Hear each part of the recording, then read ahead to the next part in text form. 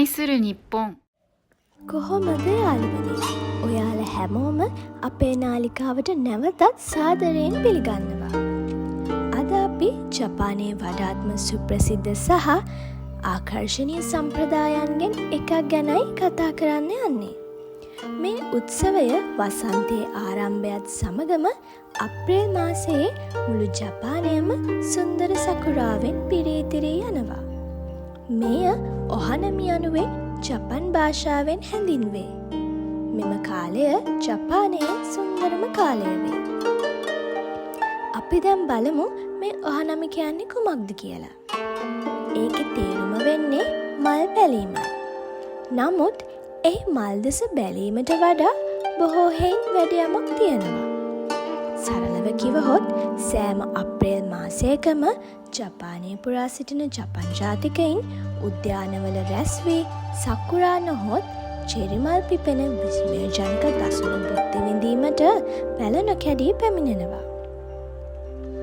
ඒ ගැන කතා කරන විට මේ උත්සව සමයේදී විවේක ගැනීමට, රසවත් ආහාර අනුභව කිරීමට, මිතුරන් සහ පවුලේ අය සමග සකුරා ගස්සට වාඩි වී කාලය ගත කරනවා.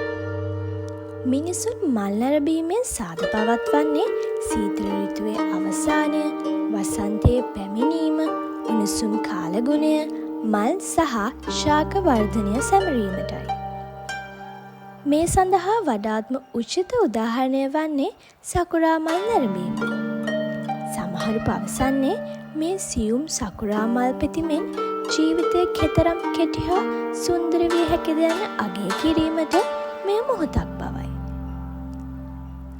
කෑම ගැන කිවහොත් සකුරා මල් බැලීමේ විනෝද චාරිකාවට ගෙදර හැදූ බෙන්තෝ පෙට්ටිවල සිට සකුරා මෝචි සහ වර්ණවත් ඩැංගෝ වැනි පැණි රස කෑම දක්වා සෑම දෙයක්ම ඔවුන් රැගෙන යනු ඇත. ඇත්ත වශයෙන්ම මෙම උත්සවය සමරන අතරතුර මිනිසුන් ජපන් මත්පැන්, සකේ හෝ තේ වැනි පාන වර්ග රස විඳීමට පුරුදු වී සිටිනවා. තවද හිරු බැස යන විට බොහෝ උද්‍යානවල යොසකුරා නමින් උත්සවයක් පවත්වනු ලබන අතර එහිදී සකුරා ගස් ආලෝකමත් කරනු ලබනවා. එය හරිම ආදරණීය, හැඟීම්බර හා සාමකාමී දර්ශනයක්. මෘදු සංගීතය සහ සිනහව සමග දිලිසෙන සකුරා මල්ලට වාඩි වී සිටින ආකාරය ඔබට සිතාගත හැකිද? එය ඉතාමත් මනරම් දසුනක් වේ. කෙසේ වෙතත් ඔබත් ජපානයේ සුන්දරම කාලය වන අප්‍රේල් මාසයේ ජපානයට යන්න සිතනවා නම් ඔබ අනිවාර්යයෙන්ම මේ ඔහනමි යන උත්සවය අත්විඳිය යුතුමයි.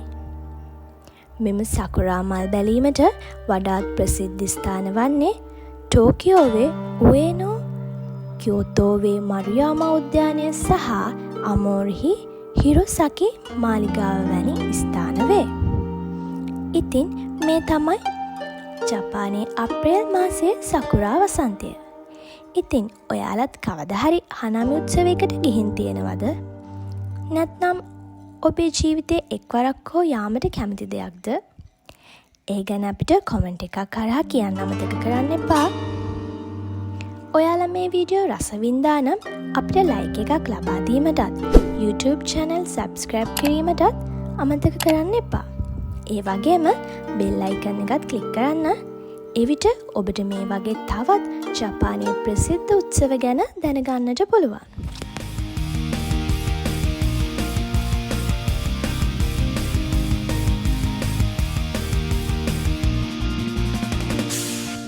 愛する日本